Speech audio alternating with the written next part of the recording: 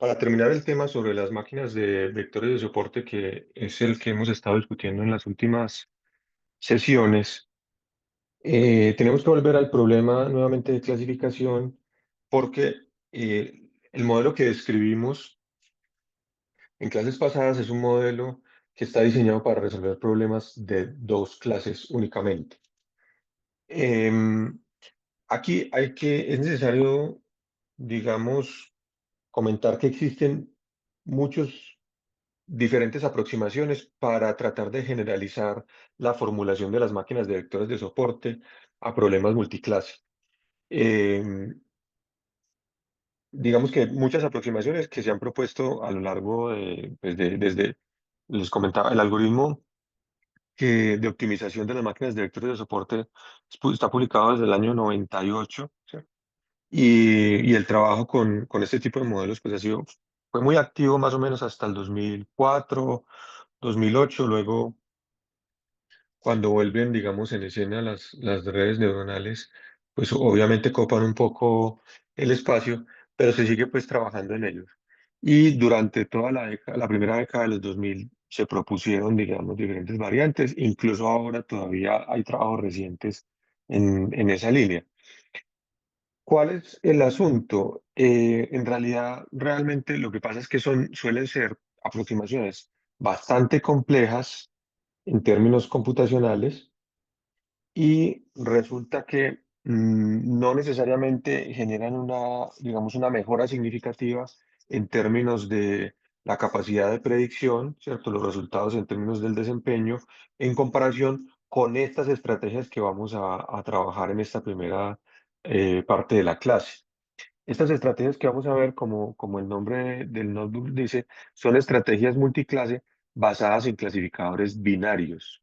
No son específicamente diseñadas para máquinas de vectores de soporte. Se pueden utilizar con cualquier otro tipo de modelo em, digamos, que esté entrenado para resolver problemas de dos clases, y las SVM pues encajan aquí perfectamente.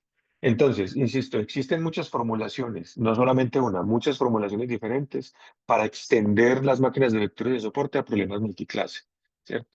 Pero suelen ser muy costosas computacionalmente y no generar, digamos, una ventaja significativa frente a estas. Entonces, por eso es que vamos a discutir estas estrategias y no una formulación, digamos, diferente para el problema multiclase.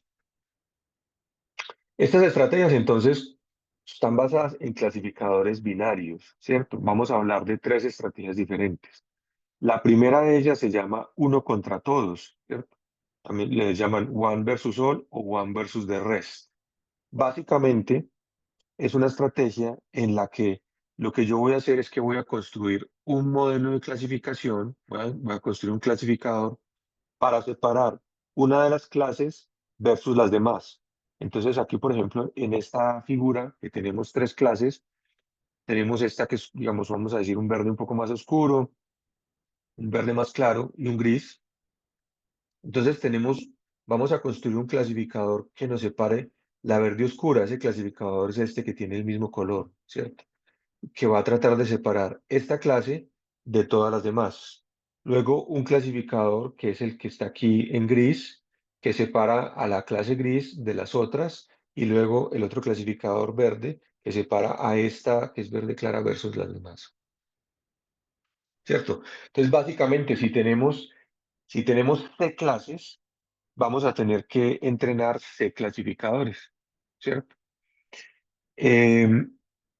Y como ustedes pueden ver aquí, nos aparecen unas regiones diferentes, ¿cierto? Entonces, si estamos hablando, por ejemplo, de cómo tomar la decisión de a qué clase asignar una muestra, en este caso, entonces, básicamente lo que tenemos que analizar es, bueno, ¿qué pasa con estas diferentes regiones que tenemos aquí, ¿cierto? Si la muestra cae en esta región, ¿cierto? Pues aquí básicamente el clasificador de la clase verde oscura dice esa muestra es de la clase verde oscura, ¿cierto? Está a este lado.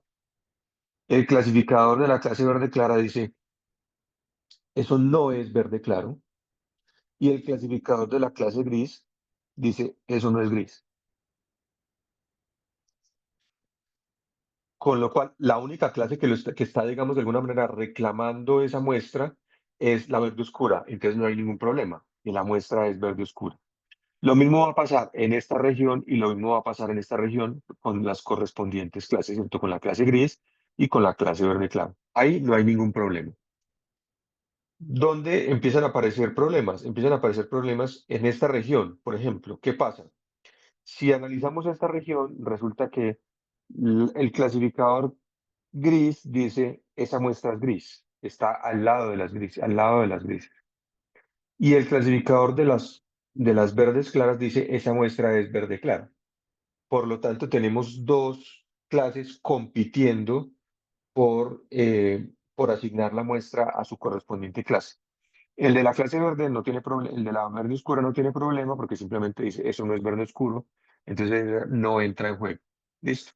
¿Qué hacemos en esta región? ¿Qué hacemos aquí para tomar la decisión?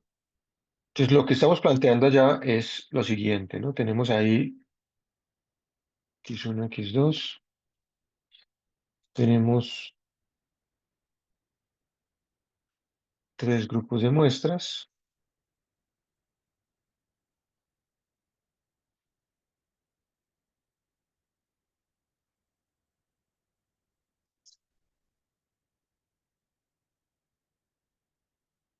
¿sí? Y el problema fundamental entonces digamos, que estamos analizando son estas regiones que quedan aquí, porque son regiones en conflicto, ¿cierto?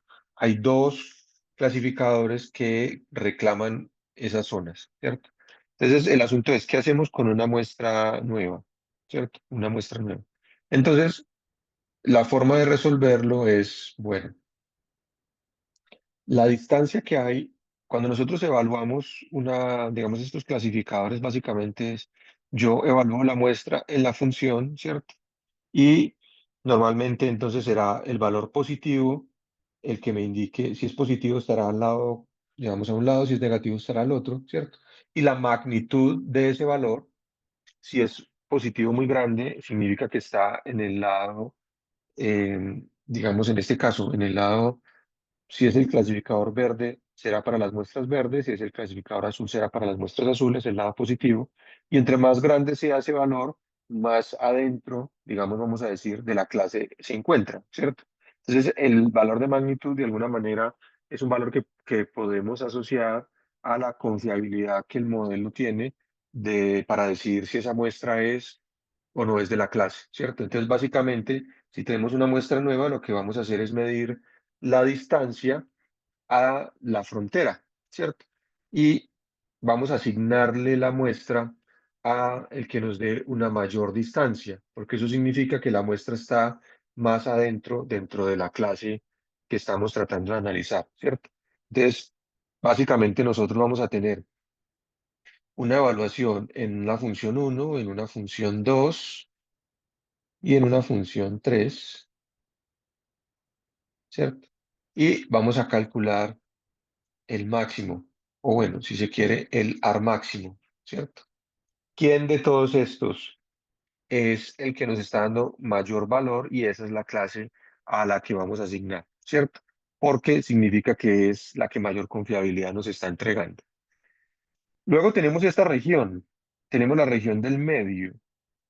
La región del medio es una región también muy especial, a diferencia de las otras, a diferencia de estas que hemos estado analizando aquí, en la que dos clasificadores están reclamando la muestra. En la región del medio pasa todo lo contrario. El clasificador azul dice esto no es azul, el verde dice esto no es verde, el rojo dice esto no es rojo, ¿cierto? Entonces las muestras que caen ahí son muestras que nadie quiere, ¿sí? ¿Qué hacemos ahí? Bueno, si la tarea que estamos resolviendo no es una tarea, digamos, crítica, porque si es una tarea, digamos, muy crítica, lo que tenemos que decir es, nuestro modelo no es capaz de tomar ninguna decisión si la muestra cae ahí y la decisión debería pasar a un analista, digamos, de orden superior, ¿cierto? No a un sistema automatizado basado en esto.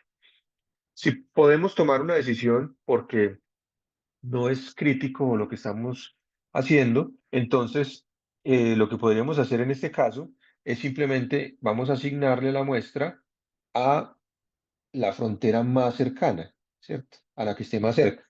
Pero este lado es el lado negativo, ¿cierto? Es el lado negativo. Entonces la más cercana realmente es la negativa más pequeña, o sea, la mayor al final, ¿cierto? El valor mayor. Con lo cual, esta regla que hemos puesto aquí sigue funcionando también en ese caso, ¿cierto? Entonces, básicamente lo que nosotros vamos a hacer es evaluar la muestra en cada una de las funciones de cada uno de los clasificadores y vamos a calcular el valor, vamos a revisar cuál de todos ellos nos da un valor máximo y esa es la clase a la que podemos asignar la muestra, ¿cierto? Este esquema uno contra todos es un esquema que también nos sirve que también nos sirve para resolver problemas, digamos, en términos generales, nos sirve para resolver problemas de múltiples etiquetas, ¿cierto? Nosotros hemos hablado del problema de múltiples etiquetas, vimos cómo resolverlo por ejemplo, utilizando una red neuronal, ¿cierto? Ahí podemos simplemente ajustando la función de activación de la capa de salida, podemos resolver un problema de múltiples etiquetas, pero si tenemos, digamos, otro tipo de modelos en un esquema general, un problema de múltiples etiquetas, lo podemos resolver a través de un esquema uno versus todo. En ese caso, en ese caso, entonces, ¿qué pasaría? Básicamente, estas regiones, digamos que tenemos aquí en la que están en conflicto dos clases, porque la clase verde dice que es verde y la clase roja dice que es roja. En el caso de múltiples etiquetas, entonces, lo que hacemos es asignarle a esa muestra las dos clases, tanto la clase roja como la clase verde, ¿cierto? Ese es un problema de múltiples etiquetas. Entonces, vamos a ver un ejemplo en el notebook, ¿cierto? Esto es básicamente, digamos, si estos serían los clasificadores individuales, esto sería las fronteras que finalmente aparecen, ¿cierto? Estas son serían las fronteras combinando los tres clasificadores que teníamos antes, ¿cierto? Una idea también importante, que es importante tener en cuenta es que los clasificadores no tienen por qué ser funciones lineales, pueden ser funciones no lineales, ¿cierto? Por ejemplo, en este caso, los clasificadores base que yo estoy utilizando son discriminantes cuadráticos, entonces las fronteras de decisión son no lineales, ¿listo? Aquí, en este caso, estoy utilizando entonces un wrapper de scikit-learn que se llama uno versus res classifier, que me permite, al cual yo le tengo que entregar un clasificador base, un modelo base, y él aplica la estrategia entonces uno contra los demás usando ese clasificador, ¿cierto? Entonces aquí lo único que he hecho es que cambié el clasificador por un discriminante cuadrático y apliqué exactamente la misma estrategia, ¿cierto? Uno contra los demás. ¿Listo? Voy a resolver aquí un problema de múltiples etiquetas en un ejemplo que es, digamos, interesante porque es el único ejemplo que tenemos en el curso en el que yo voy a procesar texto, ¿cierto? Realmente esta aproximación que voy a utilizar aquí para procesar texto es una aproximación muy elemental y la mayoría de las aplicaciones que se desarrollan en texto actualmente no siguen ya esta aproximación, hacen otro tipo de, de modelado del texto. Me voy a explicar. Los datos que tenemos aquí son estas frases en los que aparece la palabra, digamos, hay frases que están asociadas a la ciudad de Nueva York y hay frases que están asociadas a la ciudad de Londres.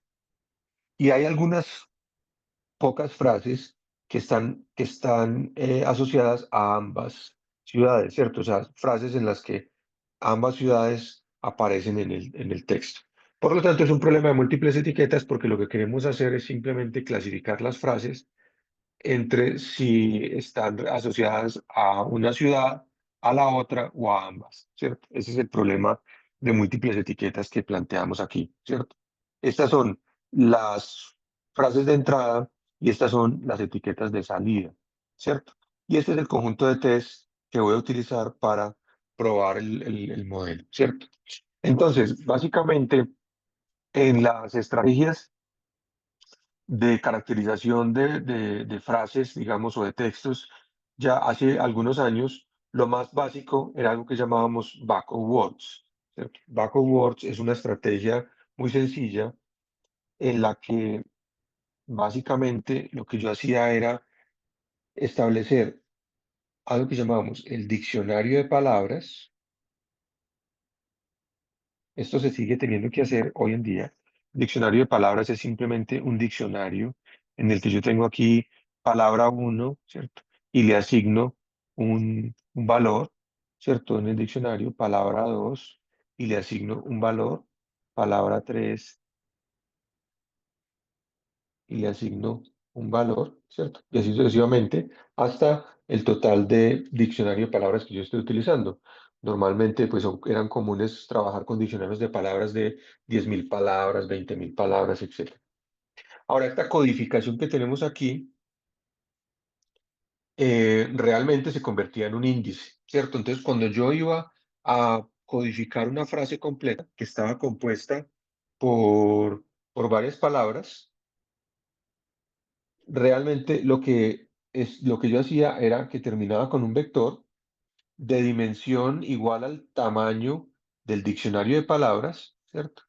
Y las posiciones en las que aparecían, digamos, por ejemplo, si esta es la palabra 50, entonces en la posición 50 yo tenía un uno. Esta es la palabra 20, entonces en la posición 20 yo tenía un uno. Y así sucesivamente, ¿cierto? Todas las demás palabras, las que no, las posiciones que corresponden a palabras en las que no aparece esa palabra en la frase, simplemente se quedaban en un cero. Y eventualmente, si había una palabra que aparecía dos veces en la frase, entonces aquí aparecía un dos.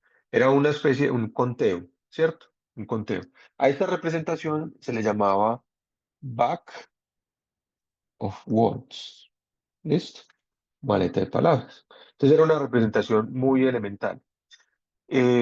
Básicamente yo simplemente tenía un vector que me representaba si la palabra existía o no en la frase y el número de veces, ¿cierto?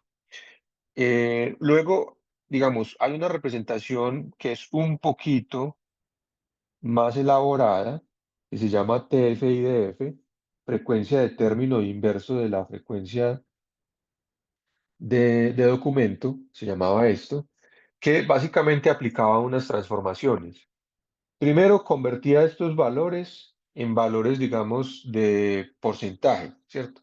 Si habían, por ejemplo, en este caso, así eran cuatro palabras, entonces cada uno de estos iba a estar dividido por el número de palabras que había en la frase, ¿cierto? Si de pronto hay una frase de cinco palabras, pues entonces estaría dividida en cinco. Porque miren que esta representación realmente no tiene problemas si la siguiente frase tiene más palabras o menos. Simplemente se puede perfectamente codificar de la misma manera. Entonces, la primera transformación era simplemente una transformación relacionada a la frecuencia de cuántas veces, de cuántas palabras había en la frase. Y la segunda transformación estaba relacionada digamos, a revisar qué tan común había sido esta palabra, pero a lo largo de todos los documentos que yo estuviera usando, digamos, en la base de datos. ¿Sí?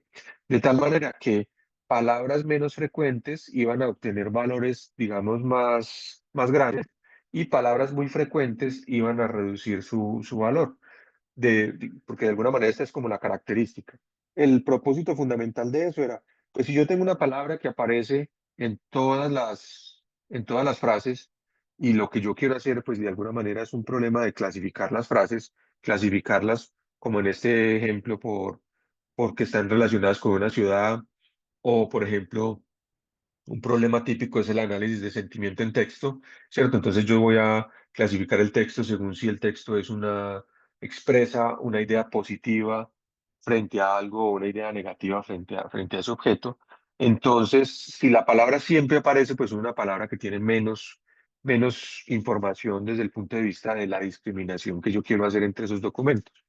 Mientras que si había una palabra que aparecía menos, esta idea supone que pues esa palabra de pronto tiene más información. ¿cierto? Sobre el problema. Estas eran las transformaciones básicas que se solían utilizar, ¿cierto? Insisto que ya no se usan mucho porque estas representaciones son muy limitadas. Nosotros sabemos, por ejemplo, que hay palabras que tienen significados diferentes dependiendo de la frase en la que se use, ¿cierto? Si nosotros, por ejemplo, no sé, pensamos en la palabra célula, ¿cierto? La palabra célula puede tener un significado si estamos hablando en un contexto biológico, puede tener otro significado si estamos hablando, por ejemplo, de telefonía móvil, incluso en una división de espacios físicos, en términos arquitectónicos, una célula podría también representar eh, un espacio en particular. Bueno, no sé, tiene muchos, puede tener muchos significados dependiendo del contexto en el que se use. Y esta representación no es capaz de capturar eso. La palabra célula será siempre la palabra en la posición 25 y ya está. No hay cómo cambiarlo. Entonces, las representaciones que se utilizan hoy en día son representaciones que caracterizan o le dan un valor a la palabra dependiendo del contexto en el que se use, dependiendo de las otras palabras que están a sus alrededores, ¿cierto? Y eso se llaman embebimientos de palabras y esas técnicas pues utilizan redes neuronales. Listo. Hoy, en este caso pues del ejemplo que yo les voy a presentar, pues obviamente no vamos a hacer algo muy elaborado, vamos a utilizar precisamente la representación que yo les acabo de contar, la del TF-IDF, ¿cierto? Entonces, existe en scikit-learn, en el API de Feature Extraction para texto, existen, digamos, algunas funcionalidades que me permiten hacer eso. El convectorizer me permite obtener el conteo de las palabras, es decir, esa representación en backup words, y el TF-IDF luego me permite transformar ese conteo para obtener la representación final que yo voy a utilizar. ¿Listo? Y aquí van a aparecer entonces otros dos elementos importantes. Un wrapper que se llama Multilabel Binarizer, que me va a permitir, em, que me va a permitir hacer la transformación para obtener las etiquetas en una digamos, la transformación del valor a predecir, ¿cierto? De la etiqueta a predecir para obtener una etiqueta que sigue la idea de un problema multilabel, ¿cierto? En un problema multilabel, entonces hay clases que pertenecen a una sola, hay muestras que pertenecen a una sola clase, como estas, y hay muestras que pertenecen a varias clases de manera simultánea. Entonces, estas etiquetas yo las obtuve a partir de aplicar este wrap, sencillito. ¿Listo? Y aquí hay otro elemento adicional que nosotros tampoco habíamos utilizado previamente y que puede ser muy interesante, que es el pipeline, ¿cierto? Pipeline es un tipo de objeto al que yo le puedo agregar diferentes elementos que son los elementos, digamos, en orden del flujo de información como, tal como yo lo quiero procesar. En este caso, entonces yo voy a aplicar esta estrategia con Vectorizer, que como decía hace un momento, es el backup words. Luego voy a hacer la transformación TF-IDF y luego, una vez tengo ya los datos caracterizados de esta manera, entonces voy a utilizar un clasificador. El clasificador va a ser 1 versus de res y el clasificador específico que vamos a utilizar es una máquina de vectores de soporte lineal. Entonces miren que todos estos elementos me quedan todos embebidos en el pipeline. Y una vez yo tengo este pipeline, yo puedo llamar al punto feed, entonces todos los elementos se van a entrenar. Obviamente todos estos tienen que ser compatibles con el estilo de la librería scikit-learn, es decir, todos tienen un punto feed, todos tienen un punto predict para poder hacer el proceso. Me queda todo, pero me queda aquí todo embebido. Y eso es muy interesante, por ejemplo, a la hora también de construir, digamos, en el backend, el servicio que hace la predicción. Que yo puedo definir el pipeline y completo. Entonces, en lugar de tener que llamar a diferentes elementos para poder llevar a cabo todo el proceso predictivo, yo los embebo todos en un pipeline y simplemente llamo al punto predict del pipeline y ahí se ejecuta todo el proceso, ¿cierto? En este caso incluso es muy interesante porque si ustedes observan aquí, XTest es un arreglo de secuencias de texto y yo estoy llamando aquí al punto predict con ese arreglo de secuencias de texto. ¿Por qué lo puedo hacer así? Porque ese texto es transformado en los datos numéricos, en los valores numéricos que sí entiende el modelo a través de estos dos primeros elementos del Python, ¿sí? Entonces miren que el ejemplo pues es muy interesante para, digamos, traer o introducir pues este tipo de herramientas que van haciendo un poco más compacto pues el sistema, ¿cierto?